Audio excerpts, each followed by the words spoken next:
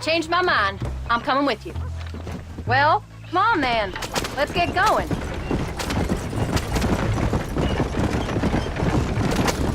I don't think I can let you go off again without me. Fair enough. I'm glad of the company. You only had to ask. Ask? I was waiting for you to ask me. I thought you'd want to keep an eye on the boy. Oh, while you were off cavorting with cowgirls in the next county? I don't think so, John Marston. You only just got home. That Jack has seen enough of me for a lifetime. So, is she married? This Bonnie McFarland? No. What does she look like? I don't know. Pretty normal, I suppose. Normal? What? Normal like me? No. Normal as in 2 eyes, mouth, nose, that kind of normal. Besides, ain't no woman fine as you. A little flattery. Now we're finally getting somewhere. If you find yourself in a hole, the first thing to do is stop digging. Another pearl of wisdom from John Marston. I sure do miss those. I never took you for the jealous type, Abigail. I ain't jealous so much as curious. You heard what she wrote. It's just some corn. She saved my life and she was decent enough to me, so I owe her this much at least.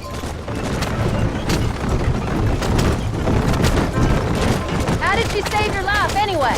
She found me half dead on the side of the road and took me to the doctor. Most folks would have left me there. Half dead from what? Bill didn't take so kindly to me visiting unannounced. Bill never did like surprises. How was he? Same as he was when we left. Angry and dumb, taking his revenge out on the world. People down there was really scared of him. Of Bill? You gotta be kidding me.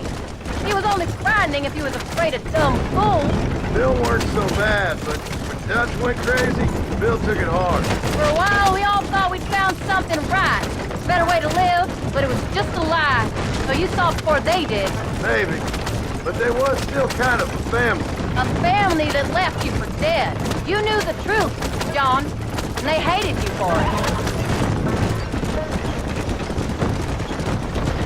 Where'd they take you? Who? Those government bastards. Where did they hold you and Jack? I ain't sure. They kept our eyes covered there and back. Can't have been too far from here, though. They treat you right? It ain't the first time I've had a gun to my head, John. You're forgetting your marriage proposal. Very funny. No, they learned pretty quick what would happen if they laid a finger on me. Sons of bitches. It wasn't them or being there. I didn't care about that. I've been in far worse situations.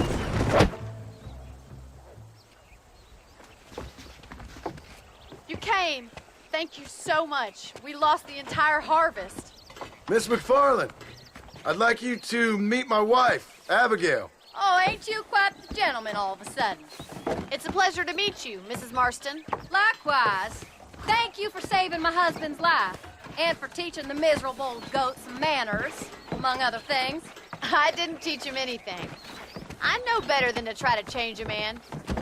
You should meet my father. Oh, people can change, Miss McFarland. John and I have to believe that more than anybody. This is a decent first harvest for you, John. You should be proud. That's good land you got there. How are you feeling, Mrs. Marston? From what your husband told me, it must have been awful for you. I've been through worse, and I knew he'd be back before too long. He can't cook a meal to save his life.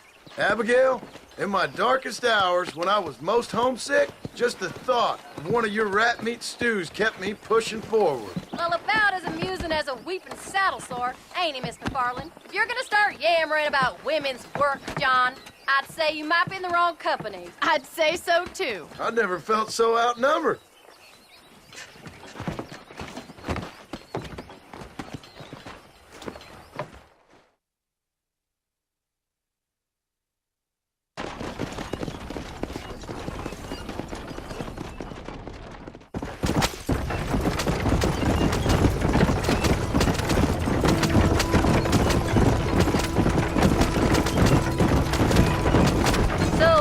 Famous Bonnie. That was her, all right. She's pretty. She's normal, like I said. Well, you always wanted to be a rancher. I'd have thought she'd be just your thing. The perfect rancher's wife, if I ever saw one. I already got a rancher's wife. I'm only teasing. I like her, and I'm glad she saved your life. Most of the time, anyway. The McFarlands are good people. She did blush redder than a shepherd's sunset when she saw you, though. I have that effect on women. You clearly had one too many blows to the head. You ain't wrong about that, Mrs. Marston. That's quite a ranch they got there. That'll be us someday. As soon as we get back on our feet. I don't know, John. How many times can we start again? An outlaw and a working girl. We ain't exactly farmers. We are now. Forget that life. It's over. Do you really believe that? We have to. It's the only way we'll ever have a future. The life we led, that doesn't go away. It's never over. You think those government men are just gonna leave us alone now? The old gang's dead. I did what they asked. And that's it? A life of crime forgiven? We're back together, ain't we? Till they decide you owe them something else. Sometimes I think I was the stupid one for believing I could get out. Maybe Dutch, Bill, and Javier were just being honest with themselves. You ain't perfect, John, and I sure ain't. But you're better than they are, than they were. Maybe we can't change. But we gotta try, for Jack's sake. Even if we have to start again 100 times. It's better than going back to what we were. How's Jack doing? Angry, upset. He's been through a lot. I hope he's gonna be alright. It's gonna take time. For a while, his world was safe. Normal, even. Then it got turned upside down again. He ain't saying much about it. I've tried to talk to him, but how do you explain any of this? What do you say when he asks about Uncle Bill and Uncle Dutch? They were his family when he was a little boy. He hides away in those books of his. Wouldn't you? It ain't like the real world's done him many favors. He's just been kidnapped. He grew up with the gang. That's no life for a boy. We did our best to protect him. Come on, John. He saw things no boy should see. Well, now we got a chance to make it right.